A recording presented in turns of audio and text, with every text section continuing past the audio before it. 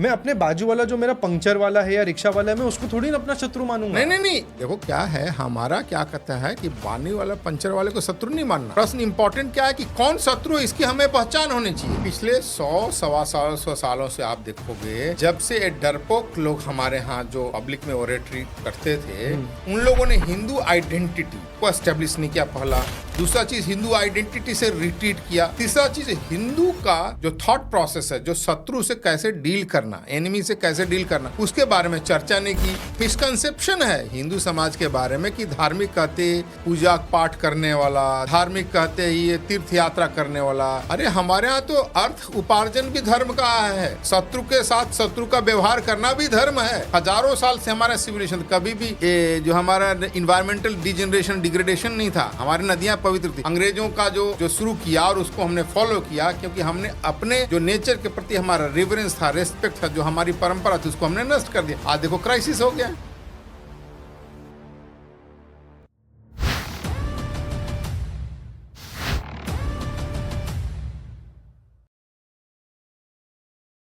नमस्ते। नमस्ते, आपका स्वागत है फिर से स्वामी जी। बहुत अच्छा, बहुत सुंदर, आपसे फिर मिलने आ गए आपके साथ। यस। और दर्शकों, मैं आपका स्वागत करता हूँ आणविक शिकी विद सात्विक पे। और आज हमारे साथ है स्वामी विज्ञानानंद जी। और इस टाइम मैंने आपका नाम एकदम बिल्कुल सही से बोला। एकदम ठीक, बहुत अच्छा किया। तो स्वामी जी, आपकी बुक आ रही है? हाँ, आ रही है। और वैसे इनका इंट्रोडक्शन देने की ज़रूरत नहीं है मुझे, क्योंकि ऐसे पॉपुलरली आईआईटी से पढ़े इंजीनियर है जो सन्यासी बन गए और आज हिंदू रेनेसां पे इतना काम कर रहे हैं। World Hindu Congress, world Hindu economic forum और भी कई सारी चीज़ें जो इनके आइडियाज़ है और इनके नेतृत्व में ही चल रही है। एम आई राइट? हाँ, ठीक है। यस। तो आगे बढ़ते हैं, क्योंकि आज बहुत स्पेशल ओकेजन है। आपकी बुक आ रही है हिंदू मैनिफेस्टो। हाँ, तो ये हिंदू मैनिफेस्टो, ये हम लोग नॉर्मली मैनिफेस्टो वर्ड सुनते हैं पॉलिटिक्स में, इलेक्शन आ रहा होता है उसके पहले हमेशा एक पार्टी निकालती है। तो ये क्या है, ये हिंदू मैनिफेस्टो क्या है? क्या देखो क्या है, जब मैं गुरुकुल में पढ़ता था तो मैं शास्त्रों को पढ़ना शुरू किया, तो मैंने शास्त्रों में देखा कि शास्त्रों में नॉलेज बहुत है, और ये नॉलेज आज के लिए कंटेम्प्रेरी नॉलेज है ना। लोगों ने हिंदू शास्त्रों को ऐसा बना दिया कि हिंदू जो है ना केवल अध्यात्म की बात करता है, ध्यान की बात करता है, पूजा पाठ की बात करता है, तीर्थ की बात करता है। ऐसा नहीं। हिंदू शास्त्रों में जो मैं बता रहा हूँ, मिनिमम 5000 साल पहले तक का लिखे हुए जो शास्त्र हैं, उसमें थॉट प्रोसेस आज के लिए मोस्ट रिलेवेंट एंड कंटेम्प्रेरी है। तो पहला दृष्टि ये था। फिर दूसरा है कि ये सारे थॉट अलग अलग बुक में, अलग अलग जगहों पर, शास्त्रों में अलग अलग स्कैटर्ड है। आज के तरीके से उसको स्ट्रक्चर तरीके से जो सबके लिए यूजफुल हो, कैसे उसको प्रेजेंट किया जाए, है ना। तो आइडिया ये था कि भाई हम हिंदू की बात तो कहते हैं, लेकिन हिंदू तो हम आपस में चलो हिंदू कहकर बहुत खुश हो जाएंगे, लेकिन हमारा थॉट हमारे लिए भी और दुनिया के लिए भी कैसे उनकी क्वालिटी ऑफ लाइफ, समाज, सभ्यता, संस्कृति, देश, सबको कैसे अपलिफ्ट करता है ना। उस दृष्टि को रखते हुए ही हमने द हिंदू मैनिफेस्टो बुक लिखा, है ना। और उसमें क्या किया हमने, प्राचीन ऋषियों की परंपरा थी, है ना, प्राचीन ऋषियों की परंपरा सूत्र के रूप में लिखना। आपने देखो सब ग्रंथ क्या, हमारे दर्शन शास्त्र क्या है, सब सूत्र के रूप में। जैसे आप आणविक ये शब्द है, ये सब भी न्याय दर्शन का है। तो ये सब सूत्र रूप में है। हमारे 6 दर्शन सूत्र रूप में है। पाणिनि का अष्टाध्यायी सूत्र रूप में है। तो हमने देखा कि हमारे सारे थॉट को, है ना, किस तरह से एकदम छोटे से रूप में उसको प्रेजेंट किया जाए जिससे कि सबको अंडरस्टैंड हो, है ना। तो हमने 8 सूत्र निकाले शास्त्रों से, है ना। वो सूत्र हमारे हिंदू मैनिफेस्टो को बेसिस है ना। तो जैसे मैं बताऊं, पहला सूत्र है धर्मस्य मूलम अर्थ, ये कौटिल्य अर्थशास्त्र का है। हमने एज इट इज ट्रांसलेशन किया, इसका एसेंस निकाला है प्रॉस्पेरिटी फॉर ऑल। यानी हिंदू क्या चाहता है, हिंदू कभी भी गरीबी को सेलिब्रेट नहीं किया है। हमने गरीबी को कंडेम नहीं किया है, लेकिन गरीबी को कभी सेलिब्रेट नहीं किया है। आप कह रहे गरीबी को कंडेम नहीं किया है, पर जितना मैं, क्योंकि मेरे पापा भी काफ़ी पढ़ते हैं, बचपन से मैं उनको सुनता है, वो कहते हैं कि शास्त्रों में लिखा है कि गरीबी अभिशाप है, एक शाप है। तो एक तरीके से कंडेम ही हो गया। नहीं, अभिशाप उस सेंस में क्या है, कंडेम नहीं है। अभिशाप मीन्स क्या है कि वो कहते हैं कि गरीबी से आपको तकलीफ होगी, कठिनाइयां होगी, है ना। कंडेम क्या होता है कि निंदित है, भाई चलो हम आज अमीर हैं, किसी कारण से गरीब हो गए, वो किसी तो भी गरीब को नीचे तरीके से नहीं देखा। नहीं देखा है, हमने उसको कभी भी कंडेम नहीं किया है। अभिशाप है कि आप गरीबी होने से आपको कठिनाई होगी ना। राइट। तो आपका धर्म है कि आप इसमें से निकले, मेहनत करके हाँ, मेहनत धन निकले, कमाएं। धन का इसलिए कहा है कि हमारे शास्त्र इस चीज को बहुत कहते हैं। पहला ही कहते को आप बचपन में आपने पढ़ा होगा, एक श्लोक बहुत पॉपुलर है, विद्या ददाति विनयम विद्या यात्री पात्रतम पात्रत्वात् धनम आपनोति धनात् धर्मम तत् सुखम।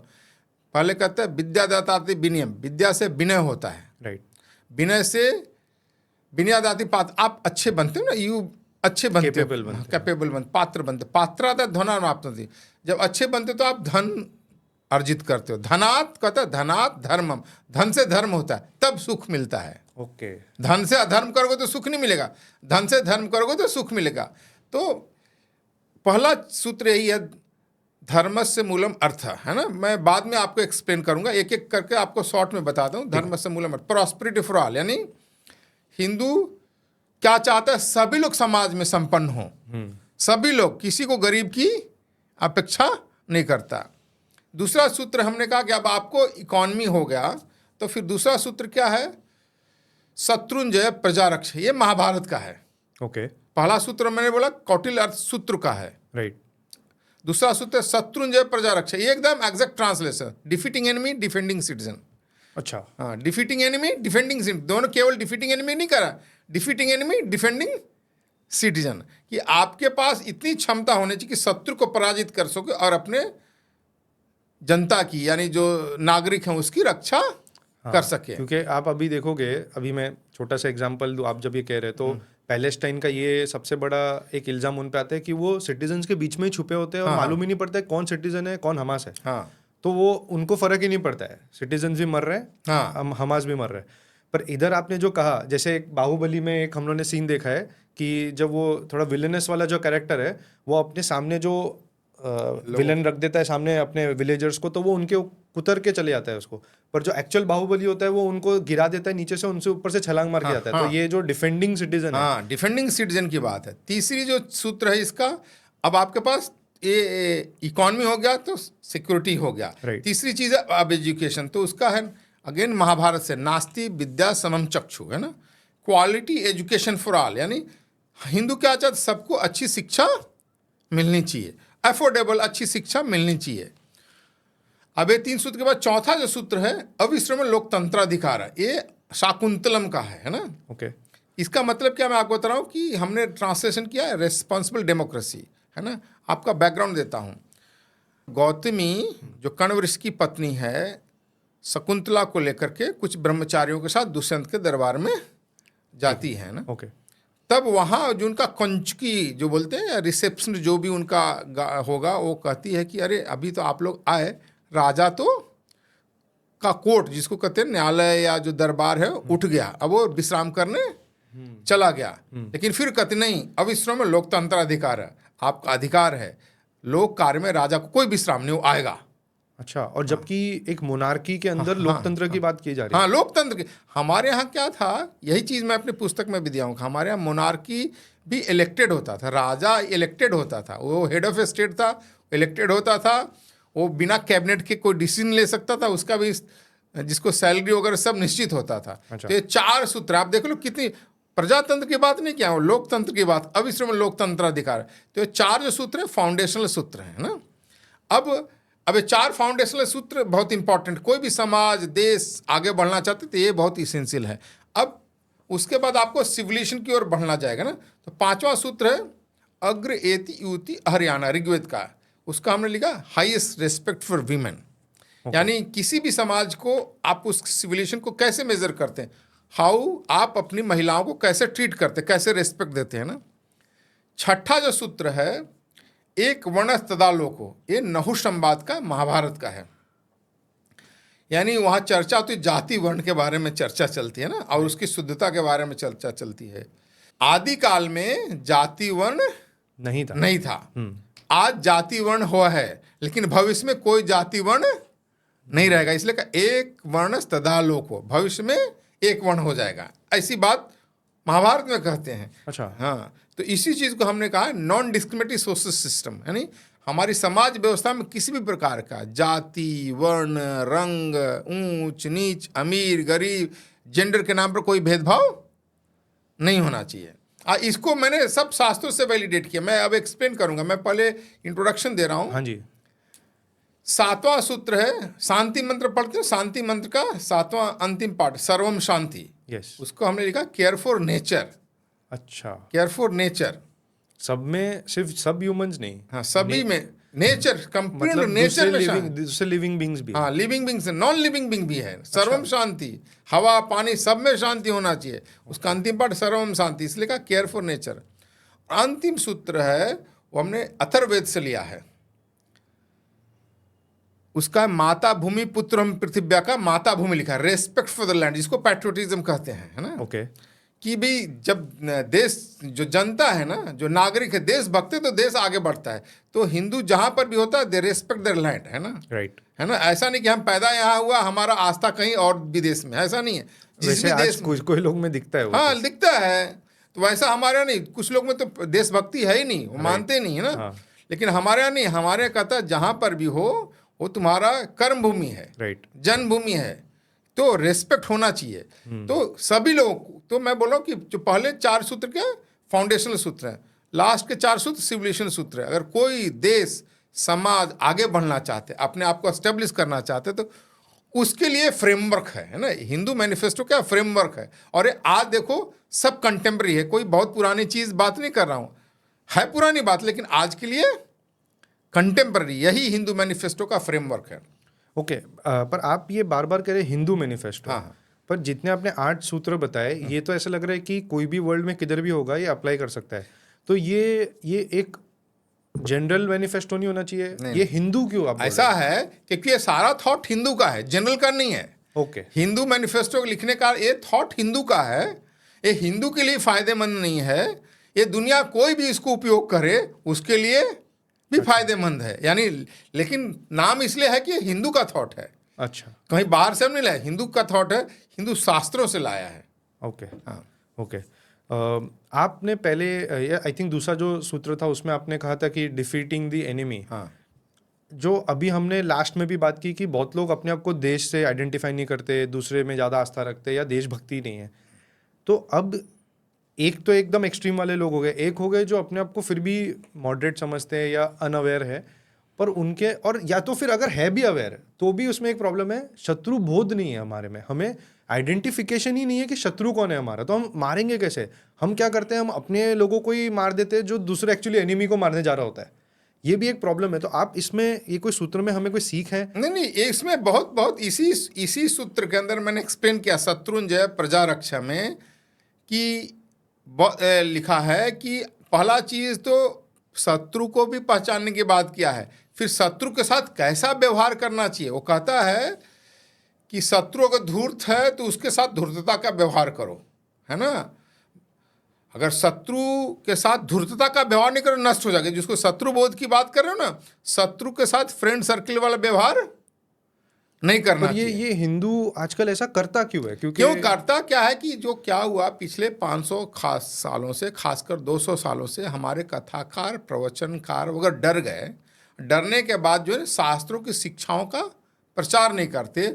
सब जगह वसुधैव कुटुम्बकम, है ना, एकम बद सद विप्रा बहुधा वदंती एकम सद विप्रा, ऐसे जो रेट्रिकल चीज़ है, शास्त्रों की बात है, उसका एशिज ने बता करके कंफ्यूज करते रहते, इसलिए ये शत्रुबोध लॉस्ट हो गया। देखो बहुत अच्छी बात है, लिखा ब्रजंति ते मूढ़ दिया पराबम भवंती मायावा शुन माइना। जो धूर्त, जो हमारे शत्रु, उसके साथ मायावी का व्यवहार करना चाहिए, है ना। मतलब दिखावे का नहीं, दिखावे का नहीं। जैसे शत्रु मायावी है, नहीं, अच्छा, शत्रु मायावी तो उससे भी बड़ा मायावी होना चाहिए। अच्छा। शत्रु के साथ मित्रता का व्यवहार नहीं किया करना चाहिए। जैसे अब मैं आपको बता रहा हूँ, पृथ्वीराज ने आया, पृथ्वीराज का गौरी से झगड़ा हुआ, पहली बार या 2 बार गौरी को पृथ्वीराज ने हरा दिया और उसको वापस भेज दिया। होना चाहिए था कि शत्रु था तो उसको उसी समय मार देता। तीसरी बार गौरी आया, है ना, अटैक करने, पृथ्वीराज तैयारी से गया कुरुक्षेत्र के पास थानेश्वर में लड़ने के लिए।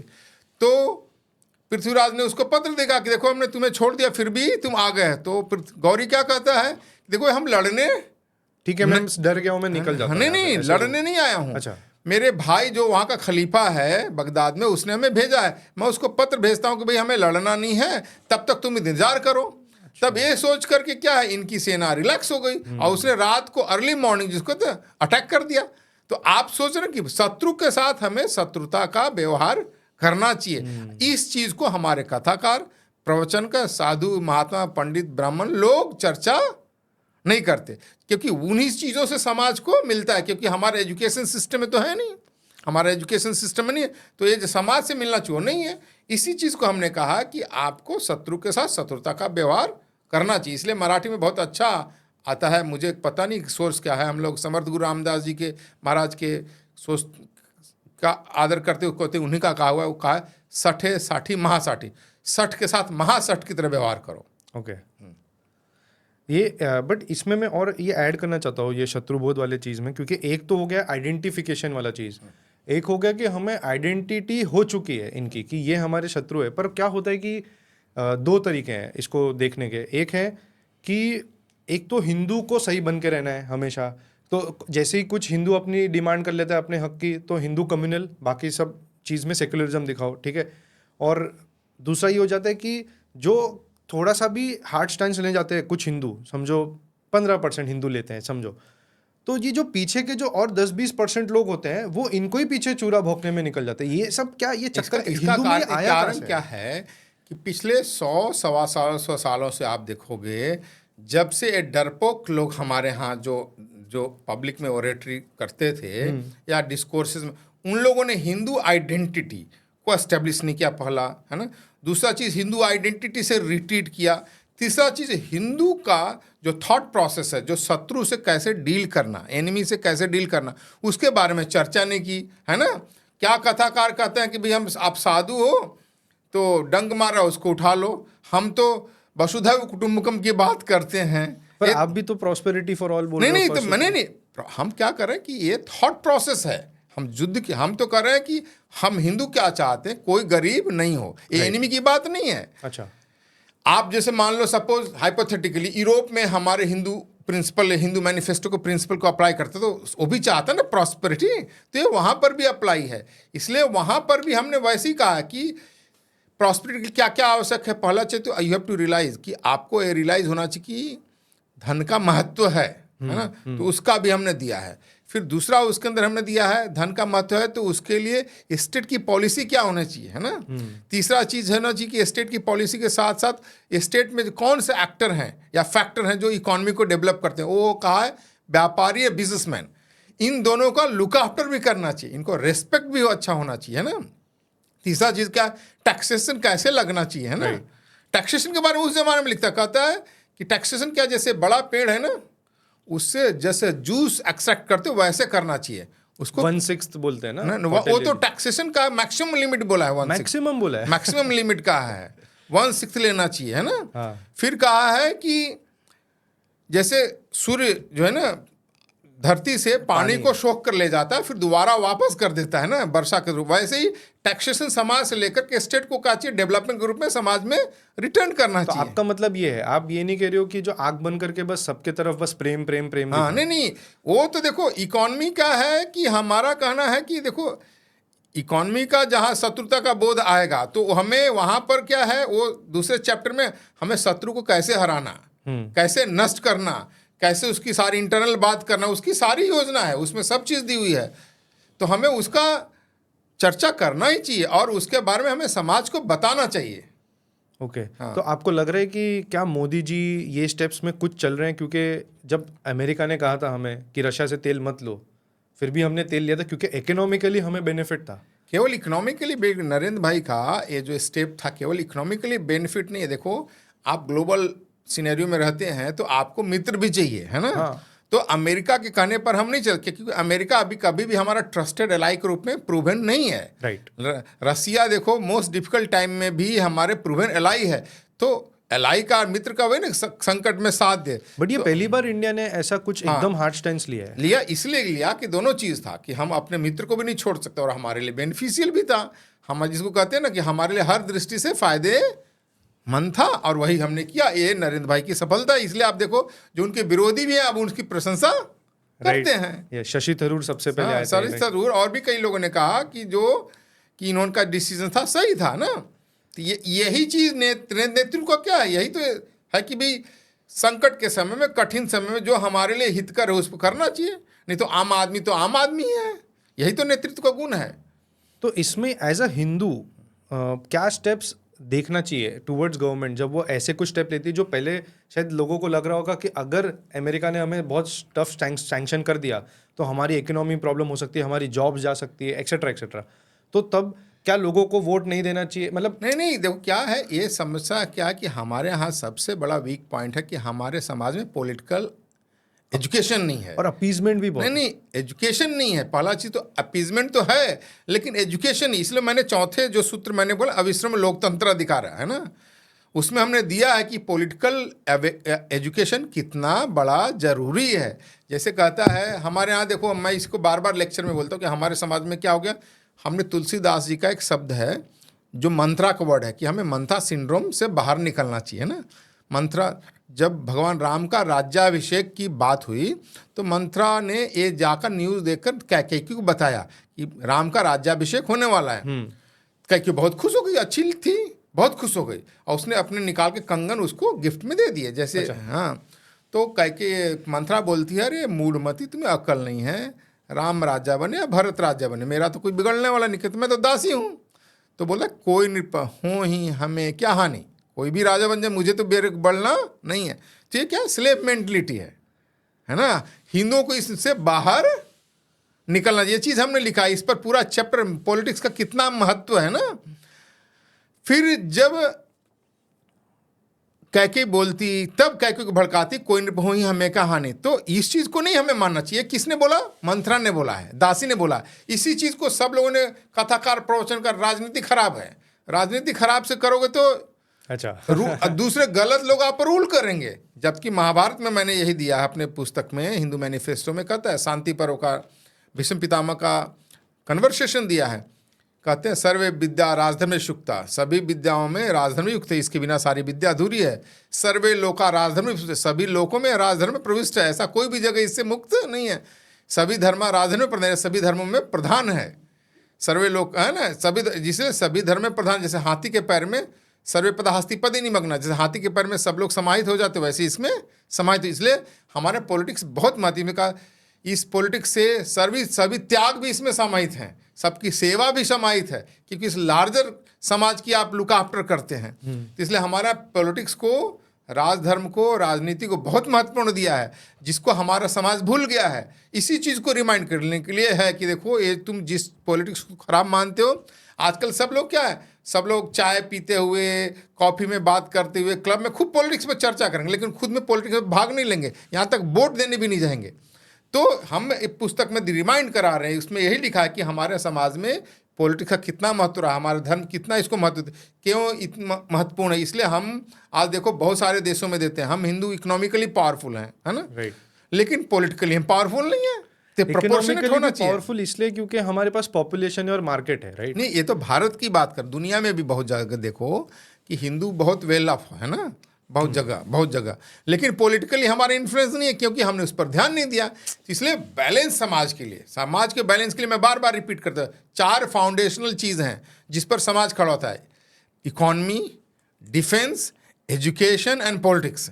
इन चारों चीज़ पर हमें फोकस करके काम करना चाहिए। इसी चारों चीज़ पर मिलकर के हमें अपना स्ट्रेटजी बनाना चाहिए। यही तो अपनी इस पुस्तक का पूरा थीम है। और ये सारा चीज़ मैं लिख रहा हूँ ना, मेरा अपना कुछ भी नहीं, मैं तो उसको एक्सप्लेन कर रहा हूँ।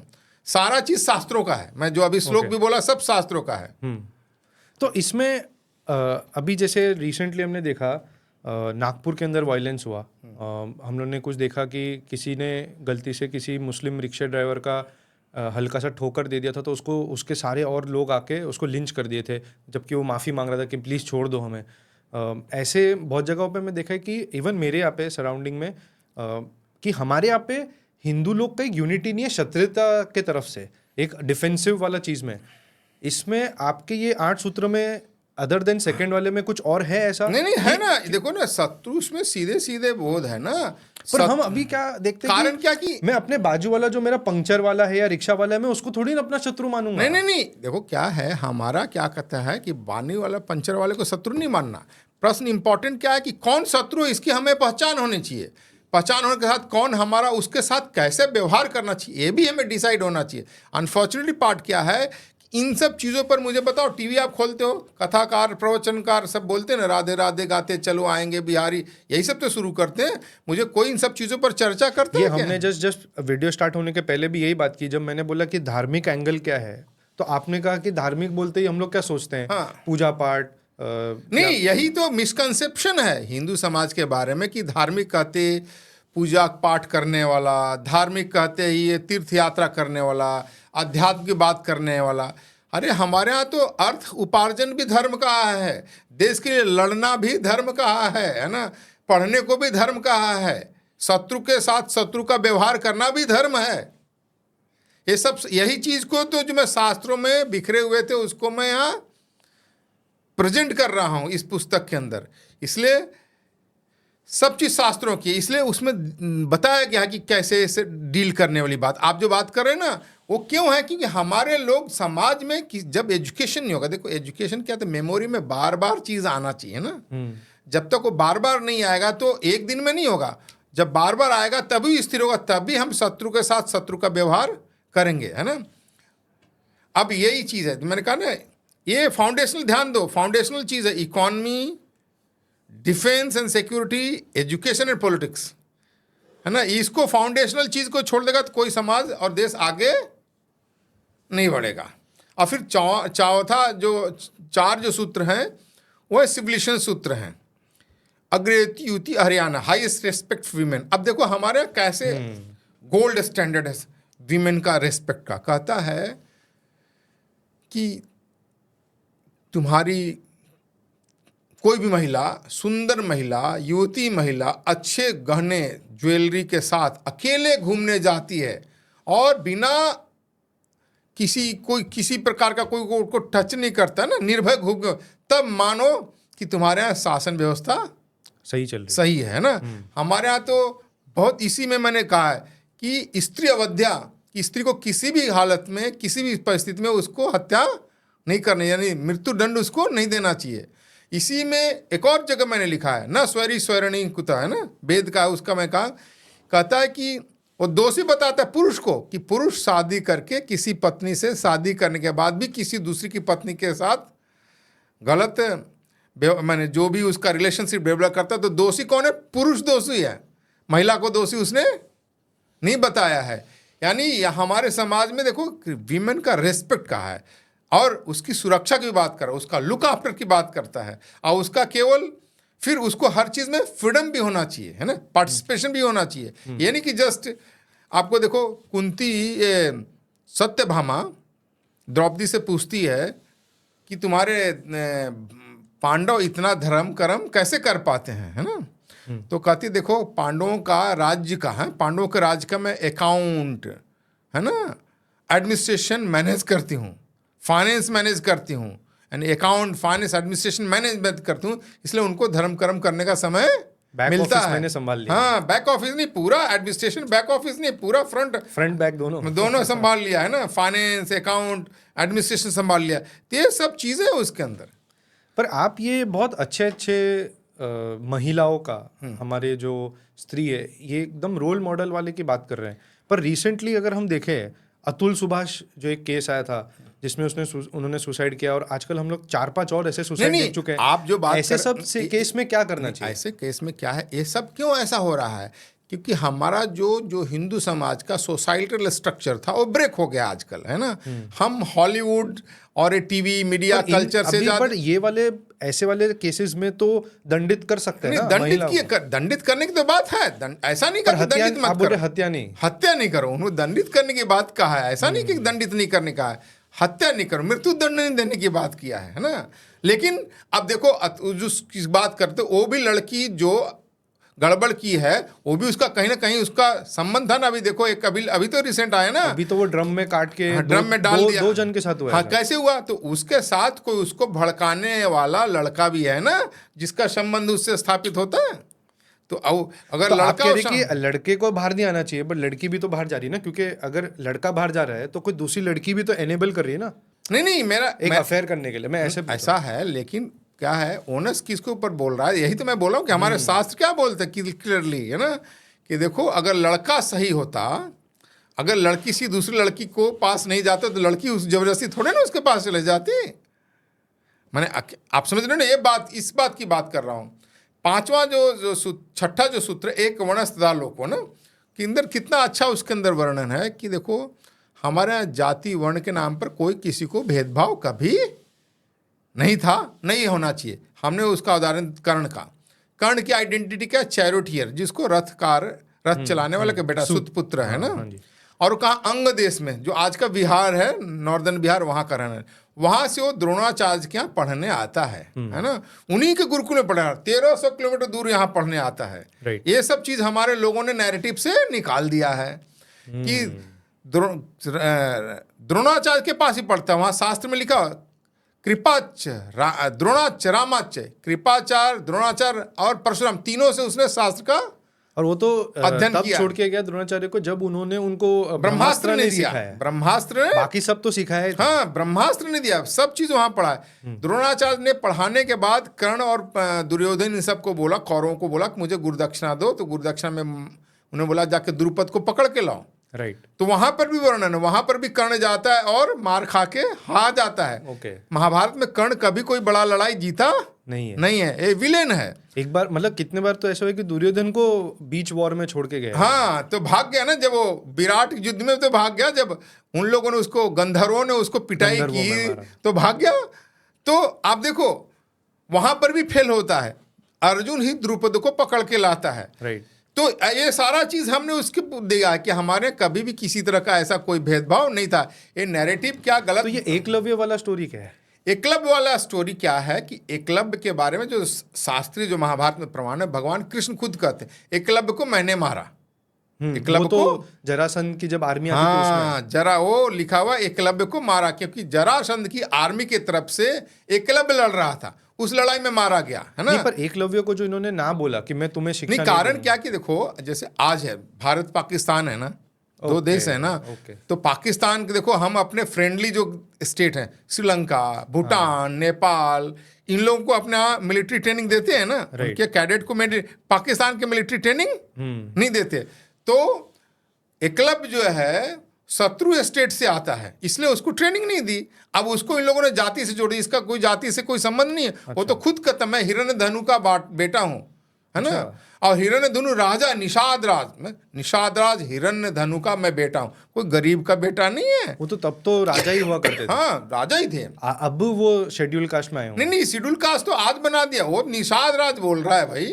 और वो तो राम जी को भी अपने वनवास में निषादराज हेल्प करते हैं। नहीं, हमारे यहाँ निषाद कहीं पर भी शूद्र, छुआछूत, इन सब की बातें नहीं। आप देखो तो ये कैसे हो गया? क्योंकि एक है निषाद राज की जो बहुत पुराने टाइम की है, हमारे रामायण और महाभारत में आती है। एक है गायकवाड्स की जो एक टाइम पे बड़ौदा के राजा हुआ करते थे, बट आज वो अंबेडकर वाले बुद्ध बन गए हैं। नहीं, देखो क्या होता है कि ये सारा चीज हमें अध्ययन करना चाहिए, सीरियस स्टडी की चीज है जो मैंने अपने हर देखो। अच्छा, ये आपके सारे सूत्रों में जवाब है जवाब है। नहीं, क्या किया, जैसे हमने धर्म समूलम अर्थ लिखा है ना, तो उसके अंदर इकोनॉमी की बात की है। तब आप कहोगे, कोई भी कहेगा कि भाई आप बड़ी बड़ी इकोनॉमी की बातें कर रहे हो, लेकिन हम गरीब क्यों बन गए? तो हमने पूरा चैप्टर दिया है अपेंडिक्स के ऊपर कि हमें कैसे ब्रिटिश लोगों ने लूटा, उसके कारण से गरीब हो गए, है ना। इसका भी हमने पर हमें लूट कैसे पाए जब हम इतने स्ट्रांग थे? नहीं, स्ट्रांग नहीं थे उस समय। ब्रिटिश जब लूटे तो उस समय हम स्ट्रांग नहीं थे ना। पर एक मराठा एम्पायर तो ऊपर आ ही चुका था। नहीं, लेकिन मराठा एम्पायर से ब्रिटिश ज्यादा ऑर्गेनाइज थे ना। देखो मराठा जब जिससे ब्रिटिश झगड़ा, उस समय मराठा डिक्लाइन थे, आपस में घर में झगड़ा हो रहा था, विवाद हो रहा था, यूनाइटेड नहीं थे। Maratha power was decline power. उस समय अंग्रेज हमें एक कब्जा किए, तो उसका हमने पूरा दिया हुआ कि कैसे ब्रिटिश लोगों ने हमें लूटा, उसका पूरा चैप्टर है। Case for India Will Durant की किताब है, और the economic history of India by Ramesh Chandra Dutt का आरसी दत्त की 2 वॉल्यूम उसका सार निकाल के देख कैसे ब्रिटिश ने लूटा। वैसे ही दूसरा सूत्र शत्रुंजय प्रजा रक्षा, उसमें हमने 2 चैप्टर अपेंडिक्स में लिखा है। एक चैप्टर है कि महाभारत में हमारे आर्मी का स्ट्रक्चर क्या था, ये सारा चीज़ हमने उसमें दिया है। अपने मेन बुक में ही हमने दिखा कमांडर कैसा होना चाहिए, कमांडर इन चीफ कैसा होना चाहिए, सोल्जर कैसा होना चाहिए, उसकी ट्रेनिंग कैसे होनी चाहिए ना, उसका आर्मामेंट सब का हमने दिया। फिर साथ साथ हमने इसमें लिया है कि महाभारत में हमारे आर्मी का स्ट्रक्चर कितना था, कितने आर्मी के लोग लड़े। फिर दूसरा चैप्टर में लिखा है कि हम मुसलमानों से कैसे हार गए। वो तो बहुत सारी जगहों पे तो हमें धोखा दिया अपने नहीं लोगों तो यही चीज़ मैंने देखा हूँ कि देखो हम लोगों ने बहुत लड़ाई लड़ी, लेकिन क्या है यहाँ पर भी हमने देखा कि शत्रु के साथ हमने शत्रु का व्यवहार नहीं किया, तो धूर्तता से हमें उन्होंने हराया। तो वैसे ही तीसरा जो बुक है चैप्टर है, जो सूत्र है नास्ति विद्या समम चक्षु है ना, उस पर हमने लिखा कि हमारे एजुकेशन शिक्षा के बारे में कैसा है, कि शिक्षा कितने प्रकार के सबका देने के बाद हमने लिखा है फिर हमारी शिक्षा कैसे खत्म होगी। तो ब्यूटीफुल ट्री धर्मपाल जी की पुस्तक, उसका समरी भी दिया है हमने। अच्छा। है ना। फिर हमने नालंदा, तक्षशिला ऐसे सारे विश्वविद्यालयों के बारे में एक प्रोफेसर का हार्वर्ड में लेक्चर, उसका भी समरी दिया कि हमारे लोगों को पता चले। फिर पॉलिटिक्स का मैंने देखा ना, जिसको अविश्रम लोकतंत्र अधिकार, रिस्पॉन्सिबल डेमोक्रेसी है ना, तो इसके ऊपर भी हमने पूरा हमारे राजा का कैसे इलेक्शन होता था, हमारा राजा हेड ऑफ स्टेट होता था, उसका इलेक्शन होता था, इसका भी हमने पूरे शास्त्रों का आधार। ऐसा नहीं था वो नेपोटिज्म वाला? नहीं, नेपोटिज्म नहीं था हमारा, नेपोटिज्म नहीं था। बिंदुसार के बाद जैसे दशरथ के बाद राम जी आए, और नहीं तो राम जी देखो योग कितने हैं वहां पर भी देखो। अच्छा, यज्ञ नहीं होते तो दूसरा नहीं होता, हाँ दूसरा आता। अच्छा, ऐसा प्रावधान? हाँ प्रावधान था। अच्छा, है ना। हमारे यहाँ योग्य नहीं है तो नहीं बनना चाहिए, वो सब उसमें लिखा हेड ऑफ स्टेट, जिसमें क्या क्वालिटी होनी चाहिए उसका वर्णन है, मिनिस्टर का क्या क्वालिटी होना चाहिए इसका भी वर्णन है, उसके कारण ही उनको बनाया जाता था। फिर 5वां अग्रहित युति हरियाणा में हमने लिखा है कि देखो लोग कहते हैं हमारे यहाँ स्त्रियों का महत्व नहीं था, हमने तो ऋग्वेद के जो बृहद देवता के अंदर 28 महिला ऋषियों का वर्णन है, उनका पूरे मंत्रों को वहाँ पर कोट किया है कि देखो कितना बड़ा उनका वेद में के समय से कंट्रीब्यूशन है ना। राइट। फिर 6ठा सूत्र जिसको आप बोल रहे हैं ना, कि जिसमें हमने चर्चा कर रहे थे जाति वर्ण की हम जो बात करते हैं, इसके अंदर भी हमने 3 बुक दिए हैं, उसका समरी दिया है। एक प्रोफेसर बाल गंगाधर, एशियन बाल गंगाधर घेंट यूनिवर्सिटी के, उनके शिष्यों ने एक बड़ी कास्ट के ऊपर किताब लिखी है, उसका हमने समरी दिया कि कास्ट कहाँ से शुरू हुआ। फिर हमने एक क्या ये सच है कि कास्ट इंडिया में नहीं था? नहीं था, कास्ट इंडिया में था नहीं, ये पुर्तगीज वर्ड था, है ना, ये पुर्तगीज वर्ड है। पर जाति क्या है फिर? नहीं, जाति कास्ट नहीं है। अच्छा, कास्ट जाति ब्रदरहुड है ना। जाति क्या, ये महेश्वरी एक जाति हो गई ऐसा? नहीं, महेश्वरी जाति नहीं है, ये ब्रदरहुड है। इसलिए हमारे यहाँ एक कम्युनिटी है ना, जाति नहीं है। जाति क्या हमारे यहाँ क्या है मैं आपको बताता हूँ। फिर उसके बाद दूसरा जो उसका हमने एक निकोलस डर की किताब है कास्ट ऑफ माइंड, उसका भी समरी दिया है।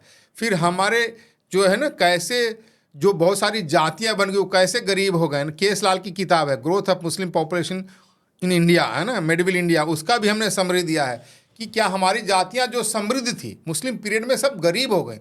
गरीब होने के बाद गरीबी अपने आप में कास्ट हो गया है ना। उसके कारण से आप गरीब हो जाएंगे तो आपको कोई पूछेगा नहीं। आप मुंबई में भी देख सकते हो, बहुत सारे टैक्सी ड्राइवर तो आपके बनिए नहीं सॉरी ब्राह्मण है, बहुत सारे ब्राह्मण आपको बनियों के घर में भोजन करते हुए महाराज मिल जाएंगे। तो ये क्यों ऐसा हो रहा है कि गरीबी हो गया, तो गरीबी का तो कोई रेस्पेक्ट नहीं। तो ये गरीबी जो हमारे समाज में आई मुस्लिम पीरियड में, जो बहुत लंबे समय तक लूट हुआ, गरीबी के कारण से बहुत सारे ऐसे कास्ट बन गए। एक्चुअली हम ये देखते हैं कि हाँ, इनका लूट हुआ, पर हम ये नहीं देखते कि ये अपने धर्म पे टिके रहे, कन्वर्ट नहीं हुए। ये तो इनकी प्रशंसा है, जिजिया भी दी। हाँ, प्रशंसा है। जो महत्वपूर्ण जो चीज़ इसमें देखने की चीज़ है कि जब जो मालूम जाति क्या थी, हमारे शास्त्रों में लिखा है जात्यंताक्ष बंधुनि, बंधुत्व अर्थ में जाति बनता है, बंधुत्व अर्थ में, आप समझे बंधुत्व। इसलिए गांव में क्या कहते बिरादरी बोलते हैं, बिरादरी मीन्स ब्रदरहुड ही तो है। जो गांव की भाषा में बोलते जाति बिरादरी है, आप समझ रहे हैं ना। हाँ जी। तो उसी सेंस में जाति बनता है। हमारे यहाँ तो जाति का शब्द अप्राणियों की भी जाति है। अच्छा, अप्राणी जाति, अप्राणी पाणिनि का सूत्र, जाति अप्राणी, अप्राणियों की भी जाति होती है। जैसे कुछ एग्जांपल दे सकते? वो कहता एग्जाम दे धाना सस्कुली, मैंने खाने की चीज़ है, 2 चीज़ें खाने की चाहिए ना, धाना और सस्कुली। Okay. अब फिर उस सस्कुल में रसगुल्ला जैसा कोई चीज है। अब उसकी भी एक बोला धाना सस्कुल, एक जाति हो गया ना, आरा शस्त्री है ना, Okay. काटने वाला शस्त्री भी काटने, अब इन दोनों की एक जाति होगी समान रूप में ना। तो हमारे यहाँ शास्त्र में कहा आकृति जाति लिंगा, आकृति से जाति बनती है। जैसे गौ कहते 4 पैर वाले जानवर का इमेज हमें बनता है ना, तो वो जाति है ना। अब यहाँ पर गड़बड़ क्या हुआ है शास्त्र में, न्याय दर्शन में समान प्रसवात्मिका जाति, समान रूप से प्रसव हो उसको जाति मान लिया है ना। लेकिन यहाँ गलती क्या है, यहाँ शास्त्र क्या तो समान प्रसवात्मिका मैंने प्रसव मन में होता है, बुद्धि में होता है, इसलिए शास्त्र का समान बुद्धिया प्रसूत है नहीं। आप मैंने शाश्वत नाम लिया है ना, कहीं पर भी, यहाँ नहीं है ना, सात्विक नाम लिया है ना, तो सात्विक का इमेज बन गया है ना, तो वो एक जाति हो गया, वो जाति होगी। और तो जाति आज एक आइडेंटिटी भी है। आइडेंटिटी इसलिए मेरे को कि जो समान रूप से लोग हैं, जिनकी आकृति है, समान रूप से प्रोफेशन है, वो एक जगह का वो जो समूह है वो जाति है। इसका बर्थ से कोई लेना देना नहीं है। बर्थ से क्या है जानते हो, ज्ञाति है। आप मुंबई में रहते हो तो आप गुजराती लोगों से बोलना ज्ञाति, यानी अपने जो वंश परिवार को बोलते हैं ना, कुल परिवार को ज्ञाति बोलते हैं। लेकिन यहाँ गड़बड़ क्या, ज्ञाति को जाति में लोगों ने ट्रांसलेट कर दिया। ये भी बड़ा तो जाति वर्ड ज्ञाति से आया, आप बोल नहीं, ज्ञाति से जाति में उसको मिक्सअप कर दिया है। वर्ड है ज्ञाति, गुजराती में ज्ञाति है, वो ज्ञाति का कुल वंश। जैसे उसको तो कोई डिनाई नहीं, हम किस घर में, किस परिवार में, किस वंश में, परंपरा में, किस वंश में पैदा हुआ, उसको तो डिनाई, वो ज्ञाति है। लेकिन ज्ञाति और जाति के प्रोनाउंसिएशन में बहुत ज़्यादा फर्क नहीं होने के कारण लोगों ने उसको जाति में कन्वर्ट कर दिया। हमने इसी चीज़ को शास्त्रों से उसका रेफरेंस दिया है। हमारे यहाँ तो जात सबका संघ के रूप में नाम दिया है। ओके पर आप जैसे कह रहे कि हमें वो ऊंच नीच नहीं रखनी चाहिए और एक समानता, सबका सेम रिस्पेक्ट, डिस्क्रिमिनेशन नहीं होना चाहिए। आज मैं देख रहा हूँ कि वो काफ़ी हद तक एक तरीके से हट भी चुका है। डिस्क्रिमिनेशन बहुत हद तक नहीं है, पर प्रॉब्लम कहाँ पे आती है, जैसे ही शादी की बात आती है, नहीं देखो, जैसे ही लड़की देनी है, लड़की लानी है, तो फिर जात देखी जाती है, ये तो नीची जात का, ये ऊपर, तब क्या कर सकते हैं? ये क्या, ये भी स्टेटस का हो गया ना। देखो जैसे ही आदमी अमीर हो गया, पर मुझे नहीं लगता ये इजीली जाने वाला है ये चीज़। नहीं जाने वाला है। देखो ये जैसे जैसे एजुकेशन बढ़ेगा, जैसे जैसे हमारा इकॉनमी बढ़ेगा, ये धीरे धीरे जा रहा है। आजकल बहुत बड़ी संख्या में देख रहे हो, खूब लोग आज की समस्या में लोग जिसको सो कॉल्ड कहते हैं इंटरकास्ट मैरिजेस हो रहे हैं। पर वो काफी हद तक ऐसा हो रहा है नहीं, आप देखो ना हमारे समाज में कब क्या था। आप देखो, मैं उदाहरण देता हूँ, हमारे सत्यवती है, निषाद की कन्या है ना, हाँ जी, सत्यवती निषाद की कन्या है, बोटमैन, उसका संपर्क होता है पराशर ऋषि से, उनसे वेदव्यास जी उत्पन्न होते हैं। वेदव्यास जी कितने बड़े ऋषि होते हैं, वो तो सब चीज मेजर है ना। और फिर नहीं, फिर बाद में चित्रांगदा, विचित्र वीर जो उत्पन्न होते हैं, है ना भाई, के जो पैदा हुए थे कौरव पांडव, घृतराष्ट्र जिसको कहते हैं, घृतराष्ट्र पांडव, विदुर वहाँ पैदा होते हैं। हाँ। फिर यहाँ तो ये आप देखो ना किसके हैं, फिर यहाँ पर वेदव्यास जाते हैं, उनसे उत्पन्न होते हैं ना। हाँ। तो ये वो निषाद के बेटे हैं। हाँ। पर वो ब्राह्मण भी बन गए, बट वो तो ब्राह्मण पिता था। नहीं, हमारे यहाँ तो ये सब चीज नहीं, क्या है, हमारे जन्म से नहीं हुआ। अच्छा। आदमी कितनी योग्यता है वो रेस्पेक्ट मैटर करता है। आप देख रहे हो ना कि ये सब किसके, निषाद की तो वंशज हुए ना। पर वो तो वुमेन के हिसाब से वंश थोड़ी गिना जाता है। तो नहीं, हमारे यहाँ तो आई थिंक भृगु ऋषि थे जो सत्यवती जी के साथ नहीं, पराशर थे, पराशर ऋषि थे। अच्छा, तो पराशर भी तो एक ऋषि थे, ब्राह्मण थे, तो वो पिता का कुल चलेगा। नहीं, हमारे यहाँ तो ऐसा कहीं शास्त्र में पिता कुल के गोत्र की बात है हमारे यहाँ ना। अच्छा, गोत्र की बात है। नहीं तो आइडेंटिटी देखो, कर्ण को राधे बोला जाता है। अच्छा, राधे बोला जाता है कि उसकी माँ जिसको पालन पोषण को, उसका नाम था राधा, राधा है ना। देवकी नंदन नहीं, यशोदा नंदन। देवकी नंदन तो नहीं, यशोदा नंदन, देवकी नंदन नाम है ना। कर्ण अर्जुन को भी पार्थ बोलते क्योंकि पृथा का बेटा है, कुंती। हाँ, दशरथ नंदन, कौशल्या नंदन भगवान राम को बोलते हैं। तो हमारे यहाँ तो अंजन है तो सीधा नाम। हाँ, तो हमारी आइडेंटिटी मदर से है।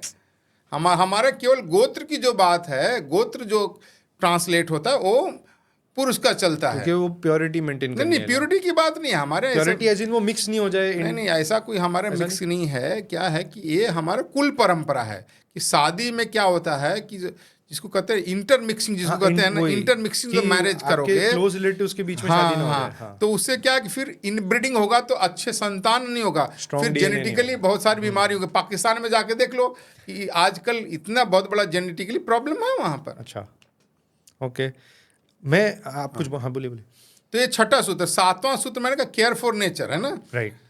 अब आज की समस्या नेचर की बात करें, देखो हम लोग पेड़ की पूजा करते थे, आज भी करते हैं, पहाड़ की पूजा करते हैं, नदी की पूजा करते तुलसी हैं, विवाह तो इतना बड़ा नहीं तो विवाह। इसके कारण से हम रेस्पेक्ट भी करते थे ना, इसलिए हजारों साल से हमारा सिविलाइजेशन कभी भी ये जो हमारा इन्वायरमेंटल डिजनरेशन डिग्रेडेशन नहीं था, हमारी नदियाँ पवित्र थी। 100 सालों में अंग्रेजों का जो जो शुरू किया और उसको हमने फॉलो किया, क्योंकि हमने अपने जो नेचर के प्रति हमारा रिवरेंस था, रेस्पेक्ट था, जो हमारी परंपरा थी, उसको हमने नष्ट कर दिया। आज देखो क्राइसिस हो गया है।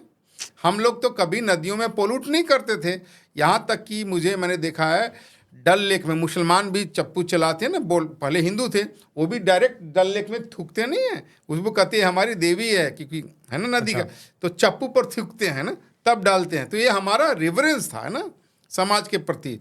कभी भी हम नहीं करते थे। जब अंग्रेज लोग अपने टेम्स नदी में सारा डर्ट डालते थे, लंदन का, है टेम्स नदी तो बहुत गंदा है। हाँ, तो टेम्स नदी डालते, तो बाद में उन्होंने साफ कर दिया। अभी आपको पता होगा फ्रांस में भी जो अभी ओलंपिक्स हुआ था, तो उसमें जो इन लोग का एक ट्रायलथन होता है, हाँ, जिसमें स्विमिंग का एक पार्ट होता है, तो वो कौन सी नदी है मैं नाम भूल गया एकदम से, पर वो नदी को इन्होंने कितने बिलियन डॉलर्स डाल के भी साफ किया, तो भी वो प्रॉपर स्विमिंग लायक नहीं थी। हाँ, फिर भी उन्होंने वो इवेंट ऑर्गेनाइज किया। और हाँ, कारण क्या है कि ये फर्स्ट वर्ल्ड कंट्री। हाँ, नहीं, कारण क्या है कि देखो, इसलिए हमारे यहाँ शुरू से कॉन्सेप्ट है नदियों को प्रदूषित नहीं करना। आप पहले तो प्रदूषित करोगे तो फिर साफ हो नहीं सकता। आपको किसी भी तरह का प्रदूषित पानी नदियों में जाना नहीं चाहिए। सबसे बड़ी जो हमारे शहर थे वो नदियों के पास ही तो थे। हाँ, लेकिन आप देखो इस तरह से बसे थे कि नदियों का पानी, शहर का पानी नदियों में नहीं जाता था। अच्छा। हाँ, शहर का पानी नदियों में नहीं जाता था। इस तरह से डिजाइनिंग था कि घाट ऊपर रहते थे, शहर नीचे रहता था। अच्छा, तो वो ऊपर नहीं आएगा। हाँ, नीचे से नीचे। मैंने ऐसा था कि पानी नदी की तरफ नहीं जाता था। ये तो बाद में जब drainage system, underground drainage system इन्होंने बनाना शुरू कर दिया और नदियों में डाल दिया ब्रिटिश ने, तब सारी समस्या दूर। तो हमारा वो जो मोहनजोदारो ये सब कहते हैं बहुत टॉप का था, वो भी तो अंडरग्राउंड ही था। नहीं, अंडरग्राउंड था, लेकिन वो नदी में तो कहीं नहीं जा रहे थे। वहां आप देख लो मोहनजोदाड़ो का कहीं रेफरेंस नहीं देखो कि वहां आसपास कोई नदी दिखाई दे रही है क्या। इंडस नहीं थी।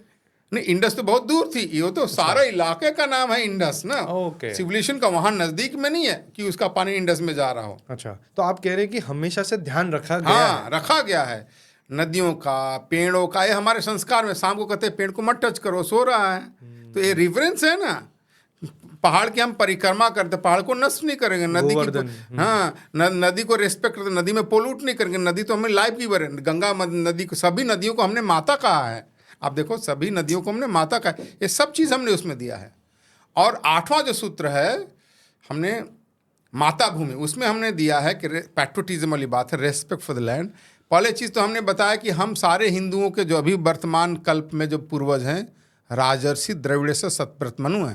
ये वैवस्वत मनु का काल है ना। ये वैवस्वत मनु को उत्तर भारत से नहीं, दक्षिण भारत के, उनका नाम ही नहीं है। भागवत महापुराण में लिखा राजर्षि द्रविड़ेश्वर। अच्छा, हाँ, तो ये तो पूरा आर्ग्यूमेंट खत्म कर हाँ, तो पूरा आर्गुमेंट खत्म करता है ना। यही चीज़ मैं बताता हूँ। ये जो झूठों को उन्होंने बना दिया है कि वो जब बाढ़ आया ना, तो उन्होंने ही सभी लोगों को अपने बोट में लेकर के हिमालय में संरक्षण किया। तो वो मनु जो है ना, सतव्रत मनु, उनका नाम है राजर्षि सतव्रत। द्रविड़ेश्वर भी लिखा हुआ है। ये चीज़ को मैंने पहला लिखा। दूसरा चीज़ हमने लिखा कि हमारा ज्योग्राफी का था। हमारे मानधाता के टाइम में देखो ना, अफ्रीका तक हमारा राज था। राइट। हाँ, अफ्रीका तक हमारा राज था।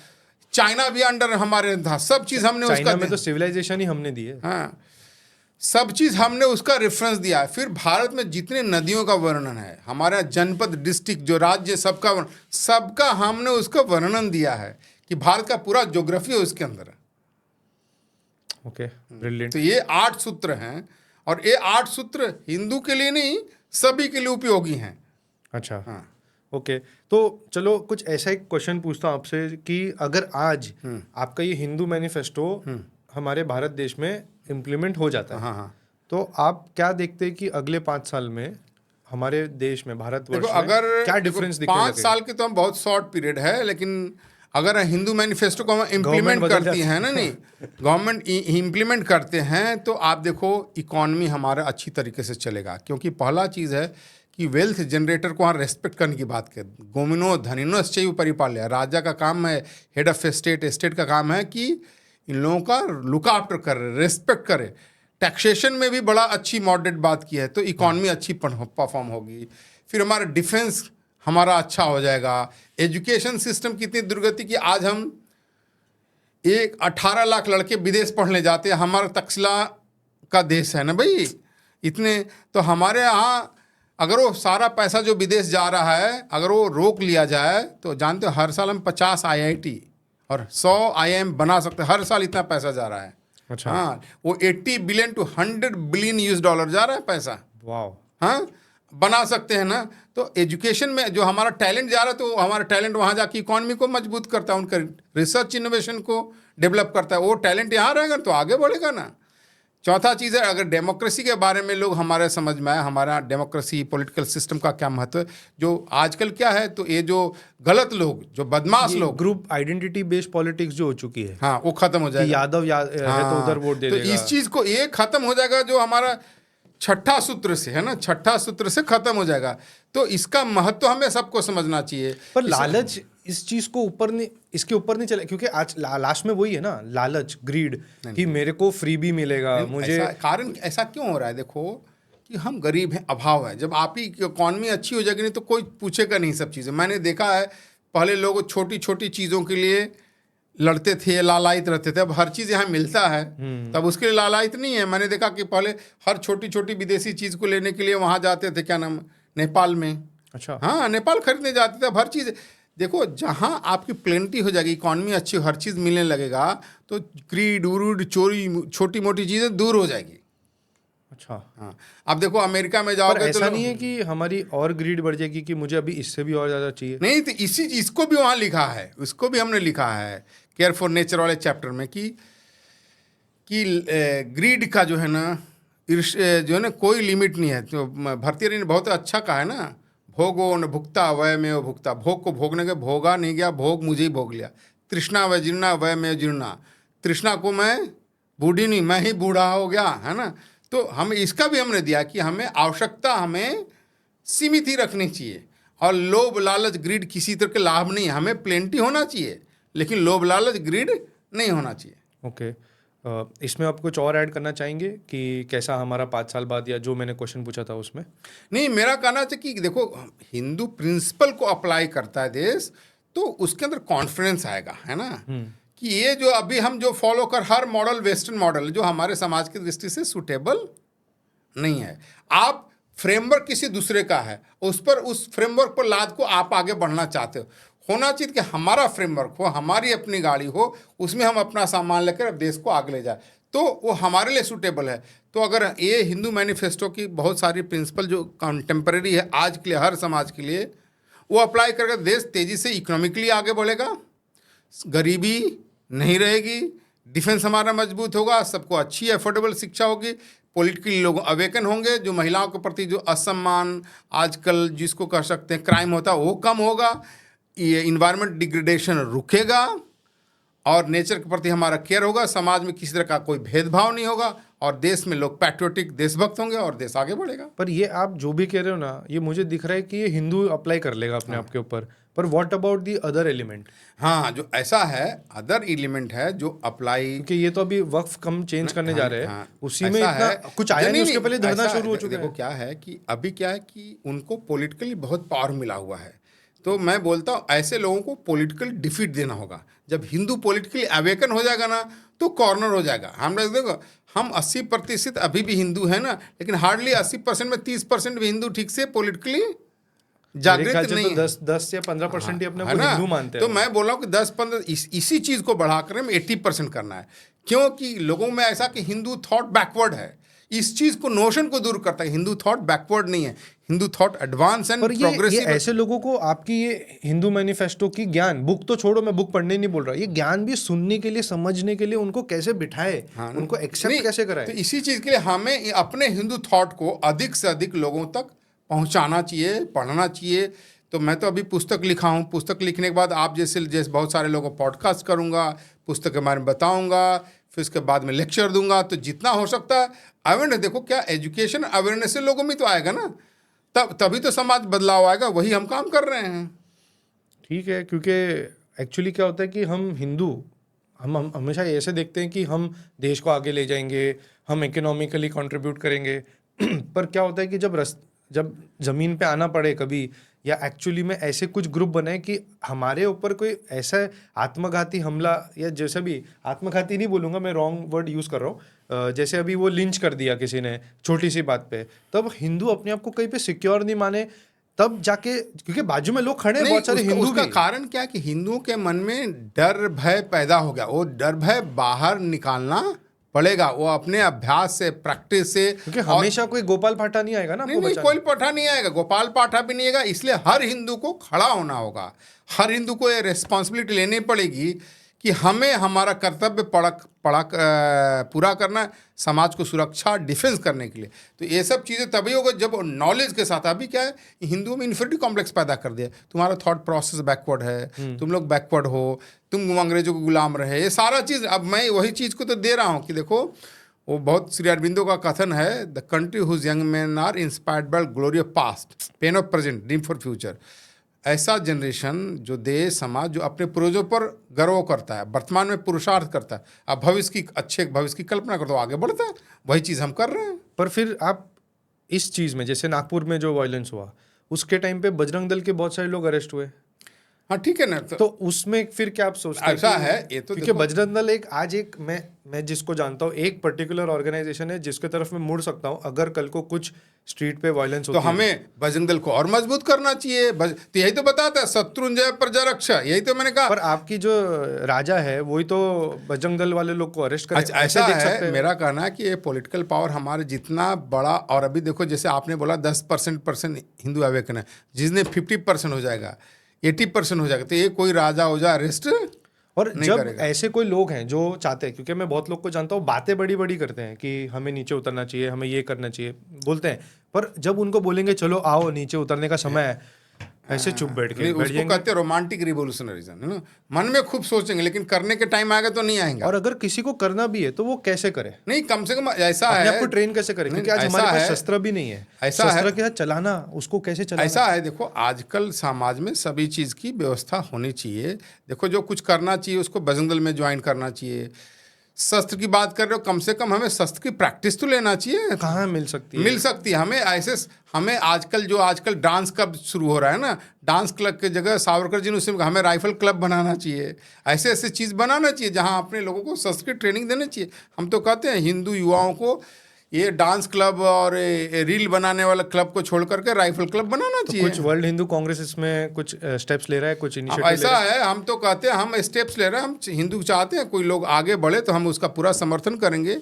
और हम चाहते हैं कि हिंदू युवा हमें राइफल क्लब बनाना चाहिए, ट्रेनिंग देना चाहिए, शस्त्र की ट्रेनिंग देना चाहिए, हमें शक्तिशाली सामर्थ्यवान बनना चाहिए। और हम तो यही नहीं कहते, हम तो कहते सरकार ने जो ब्रिटिशों का जो आर्म्स एक्ट बना उसको हटाना चाहिए, उसके लिए हमें आंदोलन करना चाहिए। आर्म्स एक्ट के कारण से ही जो बदमाश लोग जो है ना हथियार रखे हुए हैं और अच्छे लोग हथियार नहीं रखे हुए हैं, तो ये डिस्पैरिटी खत्म करना है तो आर्म्स एक्ट हटा दो। तो ये यूएस जैसी हालत नहीं हो जाए? नहीं, क्या हुआ, देखो आप भारत का क्राइम रिकॉर्ड देखो, भारत में भी तो आपस में लड़ाई में मरते हैं, यूएस में कम मरते हैं। पर कैपिटा क्राइम कमी है। हाँ। नहीं, हथियार ज़्यादा रखने से क्राइम नहीं बढ़ता, क्योंकि हमारे पास भी हथियार है, आपके पास भी हथियार है, तो आप हमसे लड़ने में डरोगे, है ना। अब आपके पास हथियार है, मेरे पास हथियार नहीं, तो मैं तो ये वन साइडेड वार हो गया ना। पर अभी मेरे को ऐसा लगता है कि बहुत सारे ऐसे सनकी लोग हैं जिनके पास आज अवेलेबिलिटी नहीं है गन की, इसलिए अच्छा ही है। मतलब नहीं, देखो ऐसा 1-2% हर इतने बड़े समाज में छोटी मोटी चीज़ें चलते रहती है। इसलिए अमेरिका वाले बहुत अच्छे हैं कि उन्होंने गन कंट्रोल दिया नहीं है, है ना। उसका नियंत्रण करने का अलग चीज़ है। लेकिन भारत में देखो हम डरपोक पैदा हो गए। हमारे तो शस्त्र पूजा होती थी भाई, दशहरा में नहीं पूजा, हर देवी देवताओं के हाथ में शस्त्र था। राइट, ये भी बात है। ये एक्चुअली मुझे समझ नहीं आती। जैसे राहुल गांधी कहते हैं कि महाभारत तो पीस का, मैं बोल रहा हूँ भाई वॉर में तो नहीं, ऐसा है, वो तो सन की आदमी है, उसको पप्पू पर क्या होता है कि कौन सा भंग पी के बोलता है कि महाभारत पीस का नहीं है। महाभारत तो ऐसे कहा जाता है, हमारे आर्मी के डिक्शनरी में भी कहा जाता है, army during the war, army during the war fight for piece, right. हैं? लड़ाई, आर्मी क्यों लड़ाई करती? पीस के लिए लड़ाई करती है कोई भी आर्मी। फिर कहते हैं during peace time prepared for वार, है ना? पीस टाइम शांति से नहीं, वो लड़ाई की तैयारी करती रहती है, लड़ाई के समय में शांति के लिए लड़ती है। अच्छा, इस चीज़ से मेरे को एक चीज़ ध्यान आ रही है कि जब हम वीक हो रहे थे या हम डिवाइड हो रहे थे, तब एक बहुत बड़ा फैक्टर था कि हमारे जो वेपन्स की जो टेक्नोलॉजी थी कंपेयर टू जो ब्रिटिशर्स आए, जो वेस्ट से जो और कॉलोनाइजर्स आए, उन लोग के मुकाबले काफ़ी नीचे की थी। उनके पास कैनन, जैसे मुगलों के पास भी बहुत सारे कैनन्स थे। हाँ, नहीं ऐसा तो देखो, उस टाइम पे हम क्यों पीछे रह गए? हमारे देखो कुछ क्या था कि हमने लड़ाई को, क्या होता है जैसे कहते हैं लड़ाई आप करोगे, जैसे हम हॉकी खेलते थे, अपने ग्राउंड पर खेलते थे ना, घास के ग्राउंड पर खेलते थे हम लोग हॉकी, तो हम गोल्ड मेडल जीतते थे। जब यूरोपियन लोगों ने एस्ट्रो टर्फ ला दिया तो हम हॉकी से हारने लगे। तो क्या था कि हम आपस में लड़ते थे, है ना, तो हमें तलवार से चलाई हो गई।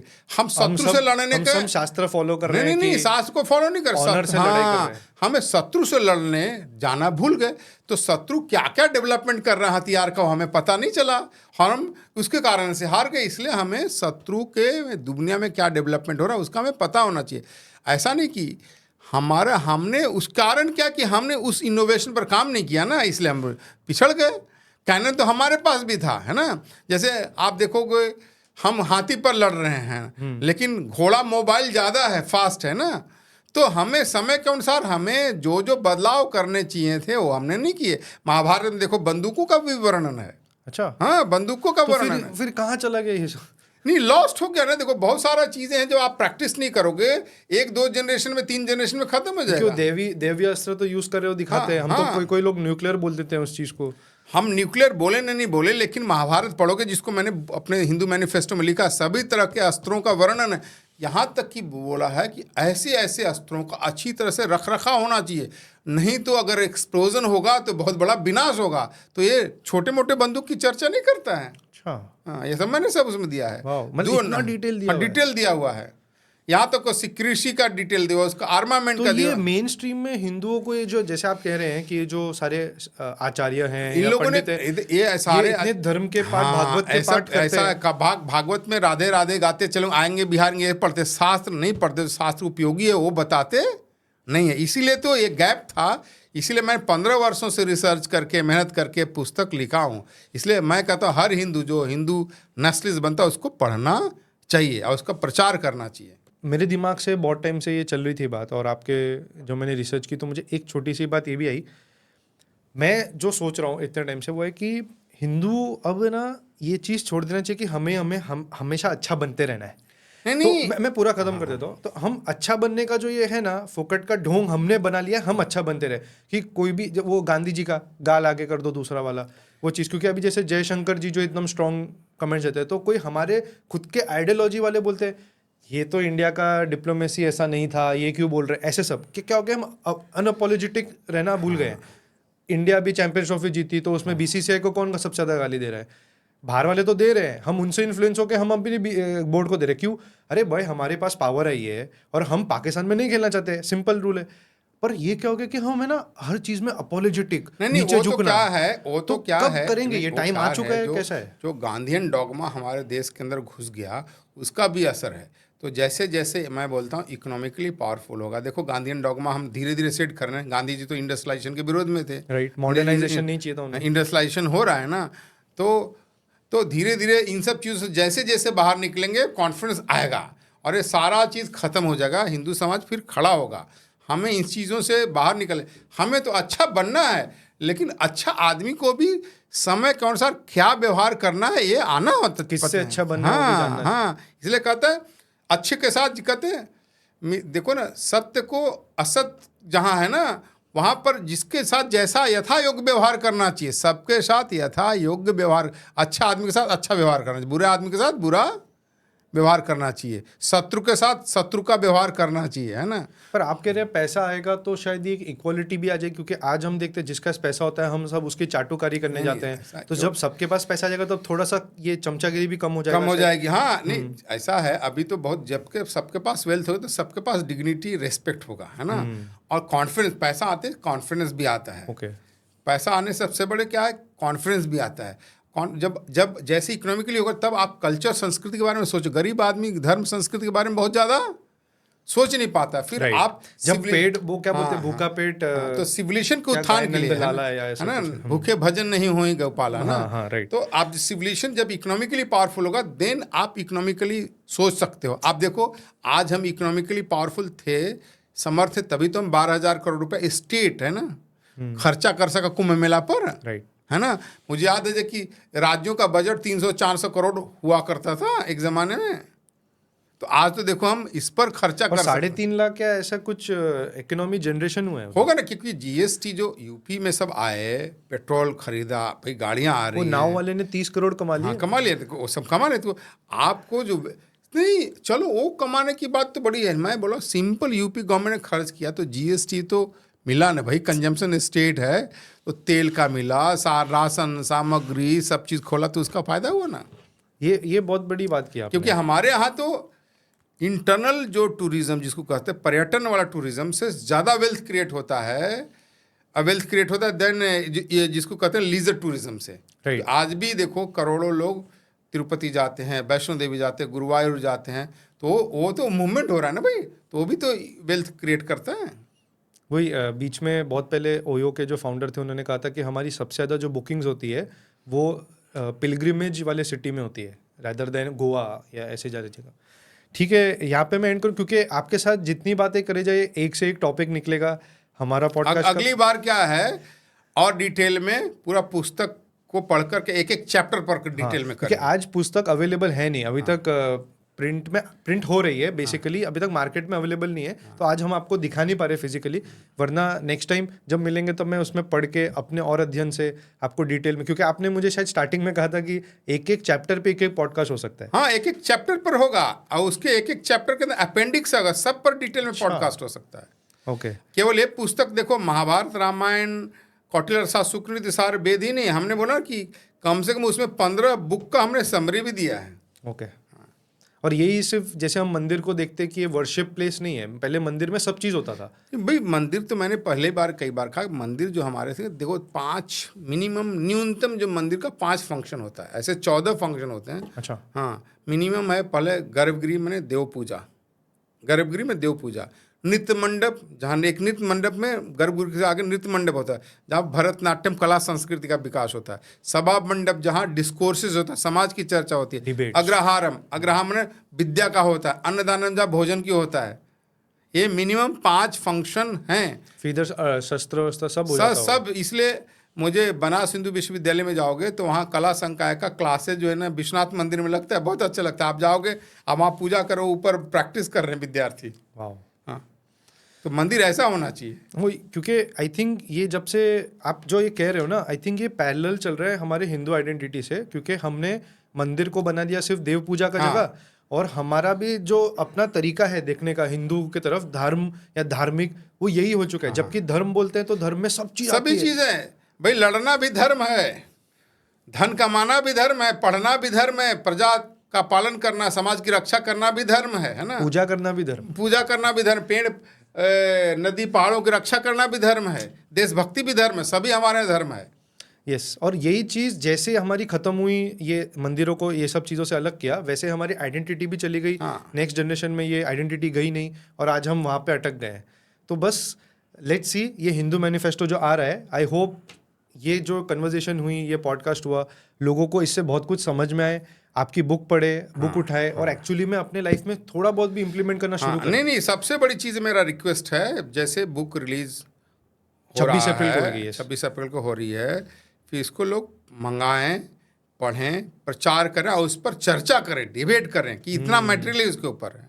अच्छा, हाँ ठीक है। जगह जगह मैं तो बोलता हिंदू मैनिफेस्टो जो है ना, स्टडी क्लब बनाएं। हाँ और अगर बहुत अच्छे लोग निकलते तो मैं तो कहता हिंदू राइफल क्लब भी बनाओ ना। हम तो राइफल क्यों, अखाड़े बनाते? हाँ अखाड़े बनाओ, अखाड़े में सब चीज़ है, क्योंकि मान लो अखाड़े के लिए आजकल जगह नहीं मिलता है तो राइफल क्लब ही शुरू कर दो, जहाँ पर जो जैसा होता है, जैसा भी होता है, हिंदू को अपने सुरक्षा के लिए ट्रेनिंग समर्थ होना चाहिए। राइट। तो बस इसी के साथ यहीं समाप्त करते हैं स्वामी जी। नमस्ते, बहुत बहुत धन्यवाद। आप सभी को भी धन्यवाद सुनने के लिए, एंड मिलते हैं नेक्स्ट पॉडकास्ट पे। Thank you.